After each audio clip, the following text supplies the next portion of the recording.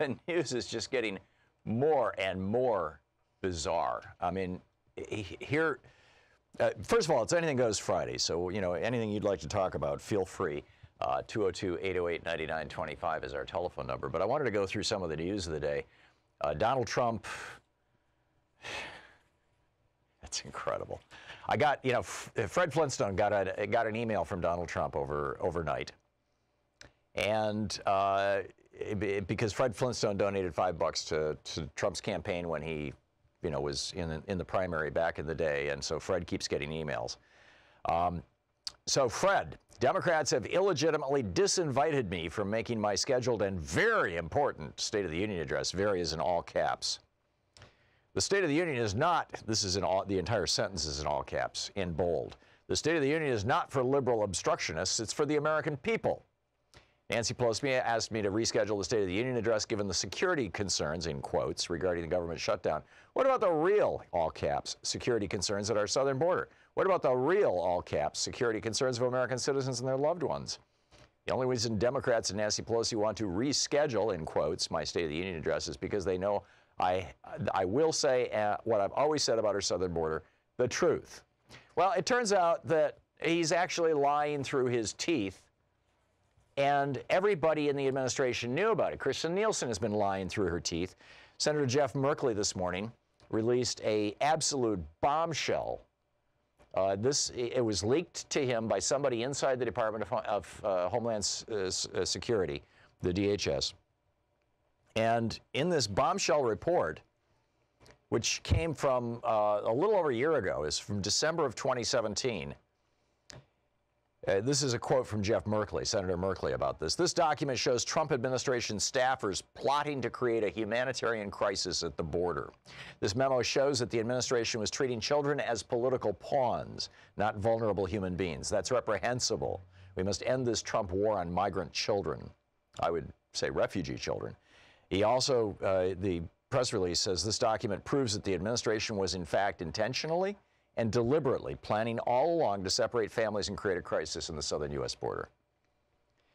But you have DHS Secretary Kirstjen Nielsen saying before Congress, we do not have a policy of separating families at the border, period. That's June 17th, 2018. Under oath, December 20th, 2018. Now, this is 6 months and 12 months after they put this policy into place.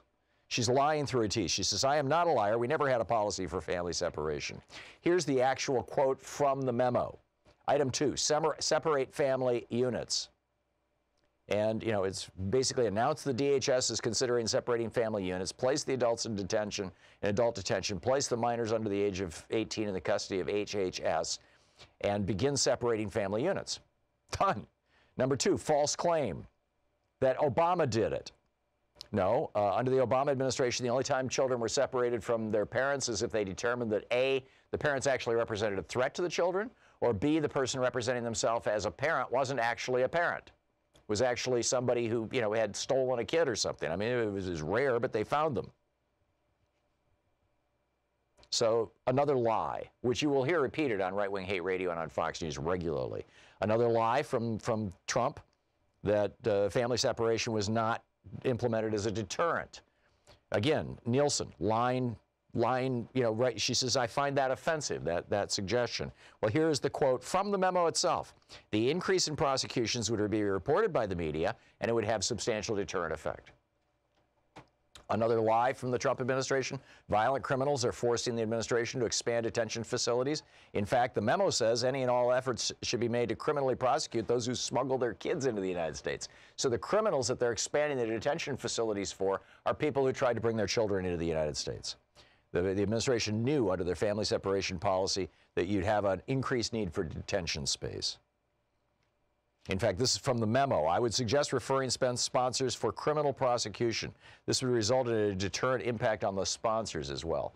So, number one, Trump's fundraising email, and by the way, this is a fundraising email, not anything else. Trump's fundraising email says, you know, basically lies. I mean, not basically, just right up front lies. And then he says, Democrats panicked when I became president. Democrats panicked when I gave my presidential address last week. And now they're panicking at the thought of me speaking to you and your family in 2 short weeks. The reason for all this liberal hysteria is because they're finally being exposed for hiding the truth for decades, Fred.